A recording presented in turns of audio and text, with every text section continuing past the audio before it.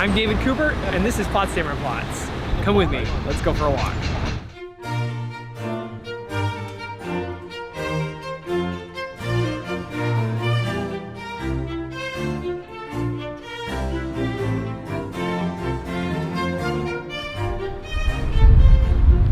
This is Alte Potsdamer Straße. This was originally an old wagon road made in the Middle Ages that went from Berlin to Schöneberg, and then it gradually turned into a major thoroughfare that went all the way from Paris to St. Petersburg.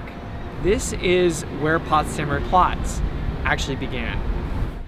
Prior to 1867, there was a gate, a wall that you had to enter the city of Berlin. Inside the wall would have been Leipziger Platz, and outside would have been Potsdamer Platz.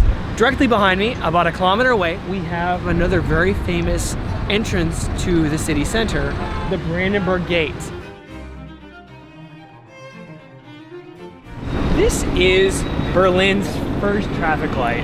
It was built in 1924, and it controlled and regulated the traffic in Potsdamer Platz. There was a little window up at the top where one policeman used to sit, and he'd flick the switch of the light. So this is arguably the first traffic light in Europe, which was made in the United States and shipped over based on a model from the first traffic light in New York City on 5th Avenue. Here's the Potsdamer Platz S-Bahn Station, and this is the above-ground train line that I love personally. It goes really fast, it gets you from place to place, and it goes all the way out to the lakes. These are bike lanes. This is the red brick. It has a bicycle on it. Be very careful when walking in Berlin. You might hear such things as Fahrrad and Achtung. This means that you are in danger of getting run over by a bicyclist.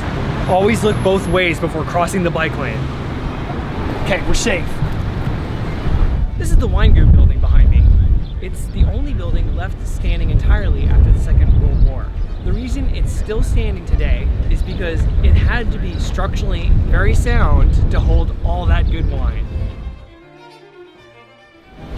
I'm standing here on the former site of the Berlin Wall, a wall which once divided the city into two halves. It was torn down on November 9th, 1989. During that time period, Potsdamer Platz was basically nothing. It was deemed a no man's land. The bustling metropolis of the 1920s, the cultural center, was decimated in the Second World War, and it was left empty until the fall of the wall, and after the wall, it was rapidly developed. And I'm so glad that this city is once united again. Shall we go inside the Sony Center?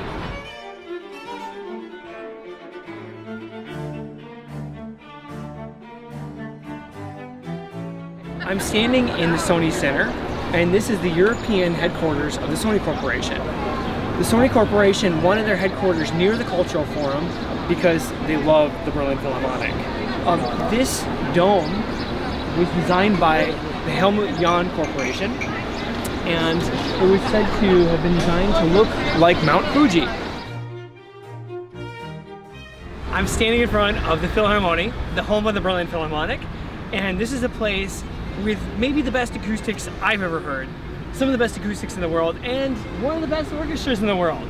I hope you've enjoyed a little background history on Potsdamer Platz, and I hope you can come and visit. See you soon someday.